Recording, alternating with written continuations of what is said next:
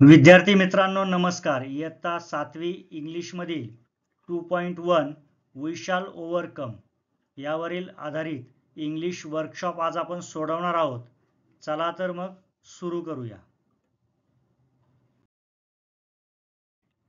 First question आहे Singh the song. आपल्याला जे दिलेलं गाणं आहे ते आपल्याला तालासुरात मोठ्याने म्हणायला सांगितलेलं आहे. हा कृतीयुक्त प्रश्न आहे. आपण हे गाणं म्हणायचं आहे. यानंतर क्वेश्चन 2 आहे each line in the poem tells you something about the people singing it.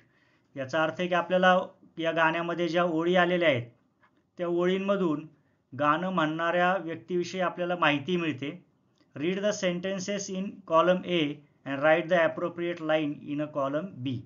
तर आपल्याला ए कॉलममध्ये त्या कवितेतील ओळी काय सांगतात ते दिलेलं आहे आणि ते कोणत्या कवितेतल्या ओळीवरून आपल्याला समजतं ती ओळ आपल्याला बी कॉलममध्ये लिहायची आहे. तर सुरू करूया.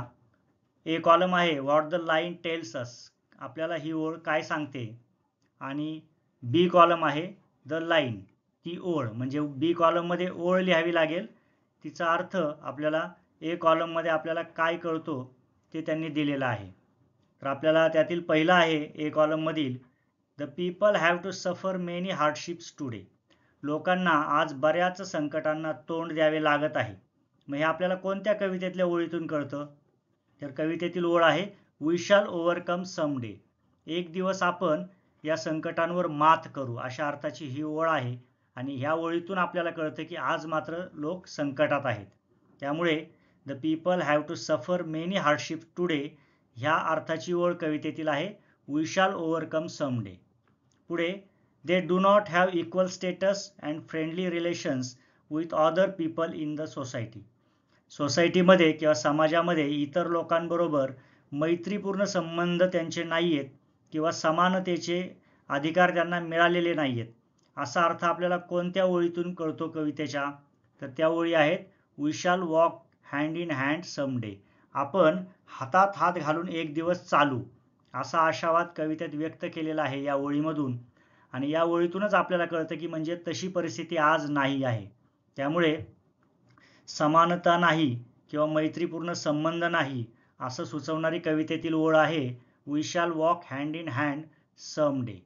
अशा पद्धतीने इथे आपण दोन ओळी आणि त्यातून आपल्याला मिळालेला अर्थ यांच्या योग्य जोड्या लावलेल्या आहेत. पुढील जोड्या पुढच्या स्लाइडमध्ये पाहूया. पुढे तिसरा आहे other powerful people are trying to frighten the people singing the poem.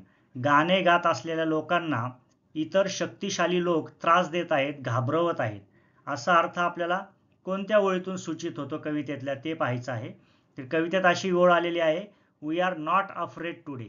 आम्ही आज कोणालाही घाबरत नाही अशा अर्थाची ही ओळ आहे. आणि या ओळीतून असा अर्थ सूचित होतो, असा अर्थ लक्षात येतो की गाणे गाणाऱ्या लोकांना कोणीतरी घाबरवत आहे किंवा भीती दाखवत आहे.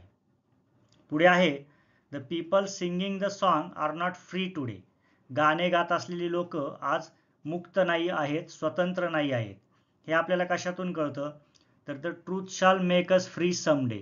सत्य आपल्याला एक दिवस मोकळं करेल, स्वतंत्र करेल असा आशावाद या ओळीतून व्यक्त झालेला आहे. आणि याच्यातून आपल्या लक्षात येतं की गाणे गाणारे आज मात्र फ्री नाही आहेत, आज मात्र स्वतंत्र नाही आहेत. त्यामुळे याचं उत्तर येईल the truth shall make us free some day. पुढे ए कॉलम मधील लास्ट ओळ आहे the people singing the song have no peace today. गाणे गात असलेल्या लोकांना आज शांतता नाहीये किंवा शांततामय वातावरण लाभलेलं नाहीये किंवा लाभत नाहीये. हे आपल्याला कशातून कळतं. तर गाण्यामध्ये एक ओळ आलेली आहे we shall live in peace some day. आपण एक दिवस नक्कीच शांततामय वातावरणामध्ये जगूया, शांततामय वातावरण आपल्या अवतीभोवती असेल अशा अर्थाची ही ओळ आहे. तर या ओळीमधून आज मात्र तसं वातावरण नाही हे आपल्याला लक्षात येतं. अशा पद्धतीने या प्रश्नामध्ये ए कॉलममध्ये आपल्याला एक त्या गाणे गाणाऱ्या लोकांची परिस्थिती दिलेली आहे आणि आपल्याला ती परिस्थिती कोणत्या ओळीतून लक्षात येते ते शोधून बी कॉलममध्ये योग्य ओळ कवितेतील लिहायची आहे. असा हा अतिशय अर्थपूर्ण असा प्रश्न आहे. याचा व्यवस्थित अभ्यास करा आणि ए कॉलम मधील ओळ आणि बी कॉलम मधील ओळ यांच्यामध्ये कसा संबंध आहे ते व्यवस्थित समजून घ्या. पुढे क्वेश्चन 3 आहे, find out more about the civil rights movement in the USA, use the internet to gather the information. आता अमेरिकेमध्ये नागरी अधिकारांविषयी चळवळ झाली होती. ती चळवळ साधारण 1950 ते 60 या काळामध्ये झाली होती. आफ्रिकन निग्रो लोकांनी ही चळवळ केली होती. आफ्रिकन अमेरिकन जे होते, अमेरिकेत राहणारे निग्रो लोक जे होते, कारण त्यांना समान कायदे आणि अधिकार नव्हते, तर ते इतरांप्रमाणे त्यांनाही समान कायदे समान अधिकार प्राप्त व्हावेत यासाठी त्यांनी अहिंसात्मक चळवळ केली होती आणि ती यशस्वी झाली. त्यानंतर अमेरिकेमध्ये सर्वांना समान कायदे अधिकार देण्यात आले. तर ही अतिशय गाजलेली अशी चळवळ आहे आणि या चळवळीची माहिती आपल्याला इंटरनेटवरून जमवायला सांगितलेली आहे. तर या चळवळीविषयी तुम्ही यूट्यूबवर किंवा इंटरनेटवर गुगलवर जर सर्च केलं तर तुम्हाला व्यवस्थित अशी माहिती यातून मिळेल. ती व्यवस्थित तुम्ही माहिती घ्यायची आहे. हा सुद्धा कृतीयुक्त प्रश्न आहे. इथे तुम्हाला प्रत्यक्ष कृती करून ह्या प्रश्नाचं उत्तर जमवायचं आहे. ती माहिती जमवून लेखन करायची आहे. पुढे क्वेश्चन 4 आहे, फाइंड अदर इन्स्पायरिंग सॉंग्स. आता इन्स्पायरिंग सॉंग्स म्हणजे प्रेरणादायक गीते असोसिएटेड विथ पीपल्स मुवमेंट्स. लोकांच्या ज्या चळवळी असतात, जे संघर्ष मोर्चे होतात, त्यांच्याशी संबंधित असलेली अशी प्रेरणादायी गीते आपल्याला शोधायला सांगितलेली आहेत.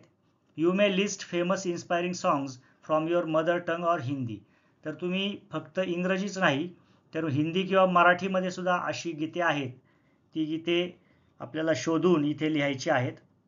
ही गीते चळवळीशी संबंधित असायला हवीत. तर आपण इथे काही गीते लिहिलेली आहेत. कदम कदम बढ़ाए जा, खुशी के गीत गाए जा, हे एक गीत आहे. त्यानंतर माणुसकीच्या शत्रू संगे युद्ध आमचे सुरू, हे सुद्धा एक प्रसिद्ध असं गीत आहे. यानंतर ए मेरे वतन के लोगो जरा आँख में भर लो पाणी, लता मंगेशकर यांनी अतिशय भावपूर्ण आवाजात गायलेलं हे गाणं सर्वांनाच ठाऊक आहे. त्यानंतर झंडा ऊंचा रहे हमारा, प्रत्येक राष्ट्रीय सणाला आपण हे गाणं अतिशय अभिमानाने म्हणतो. तर हे सुद्धा अतिशय सुंदर असं गाणं आहे. ह्या 4 गाण्यांची आपण इथे पहिल्या ओळी इथे लिहिलेल्या आहेत. यामध्ये तुम्ही आणखी गाण्यांची भर घालून या प्रश्नाचं उत्तर लिहू शकता. पुढे क्वेश्चन 5 आहे, note that many times do is used to show emphasis. आता इंग्रजीमध्ये बऱ्याचदा एखाद्या कृतीवर किंवा एखाद्या गोष्टीवर भर देण्यासाठी डू या क्रियापदाचा उपयोग केला जातो. त्या संदर्भातील हा प्रश्न आहे. इथे एक उदाहरण दिलेलं आहे आपल्याला, आय डू बिलीव्ह, माझा यावर विश्वास आहे. तर इथे ठामपणे आपण सांगतोय की माझा विश्वास आहे. अशा वेळेस आपण डू वापरतो. अन्यथा आपण आय बिलीव्ह जर म्हणालो तर त्याचा अर्थ होतो माझा विश्वास आहे. परंतु आय डू बिलीव्ह असं म्हणणं याचा अर्थ आपण अतिशय ठामपणे विश्वास ठेवत आहोत. तर हा फरक आहे. Write 3 more sentences using do for emphasis. तर आपल्याला 3 अशी वाक्य लिहायची आहेत की त्याच्यामध्ये भर देण्यासाठी डू वापरायचा आहे. तर अशी 3 उदाहरणं पाहूया. त्यातील पहिलं उदाहरण आहे, I do have faith in my work, माझ्या कामावर विश्वास आहे. डू नॉट गो, जाऊ नकोस. आणि यू डू लुक टायर्ड, तू अतिशय थकलेला दिसतोस. या तिन्ही वाक्यांमध्ये डू आपण वापरलेला आहे एम्फसिस देण्यासाठी. एम्फसिस म्हणजेच भर देण्यासाठी किंवा एखाद्या गोष्टीवर आपण जेव्हा ट्रेस देतो, एखाद्या गोष्टीवर आपण ठामपणे विश्वास व्यक्त करतो, अशा वेळी डू वापरलं जातं. तर ते वापरून आपण इथे 3 वाक्य लिहिलेली आहे. आणखी अशीच वाक्य तुम्ही पुढे लिहू शकता. पुढे क्वेश्चन 6 आहे, the words we shall show firm resolve to do something. We shall, इथे शाल वापरलेला आहे. तर जेव्हा आपण शाल वापरतो तेव्हा त्याचा अर्थ असा असतो की एखाद्या गोष्टीविषयी आपण काहीतरी ठरवलेलं आहे आणि ते पक्क ठरवलेलं आहे, अतिशय फर्मपणे ठामपणे ठरवलेलं आहे. Read the pledge given your textbook. आपल्या इंग्रजीच्या पाठ्यपुस्तकामध्ये आपल्याला इंडिया इज माय कंट्री असं आपण रोज जी प्रतिज्ञा म्हणतो, प्लेज, ती दिलेली आहे. त्याच्यामध्ये आपण एक प्रतिज्ञा घेत असतो. तर त्यामध्ये सुद्धा आय शाल, वी शाल अशी वाक्य आलेली आहेत. आपण ठामपणे ती विधानं करतो तेव्हा हे शाल वापरलं जातं. Right a few sentences beginning with I शाल ऑर वी शाल. आय शाल किंवा वी शाल याने सुरू होणारी काही वाक्य आपल्याला लिहायची आहेत. इथे आपल्याला ठाम विश्वास व्यक्त करणारी किंवा काहीतरी निर्धार व्यक्त करणारी ही वाक्य असायला हवी. त्यावेळेसच आपण शाल वापरतो. तर पहिलं विधान आपण घेतलेलं आहे, we shall find a way to success. आपण यशाकडे जाणारा मार्ग नक्कीच शोधून काढू, असं आपण ठामपणे इथे व्यक्त केलेलं आहे. I shall break through all the hurdles. माझ्या समोर येणारे सर्व अडथळ्यांवर मी नक्कीच मात करेन, अशा अर्थाने हे वाक्य आहे. पुढे तिसरा आहे we shall reach the top anyway. आपण कोणत्याही मार्गाने शिखरावर पोचूच, असा इथे विश्वास व्यक्त केलेला आहे. आणि शेवटी we shall protest against the humiliation done to us. आपल्या विरुद्ध जी नाइंसाफी झालेली आहे, जो अन्याय झालेला आहे, त्याला आम्ही नक्कीच विरोध करू, आपण नक्कीच विरोध करू, अशा अर्थाचं हे वाक्य आहे. तर इथे आपण आपला इंग्लिश वर्कशॉप पूर्ण केलेला आहे. यामध्ये आलेले सर्व प्रश्न आणि सर्व कृती व्यवस्थित समजून घेतलेल्या आहेत. त्यांचा व्यवस्थित सराव करा, अभ्यास करा, वहीमध्ये सुंदर हस्ताक्षरात लेखन करा. धन्यवाद.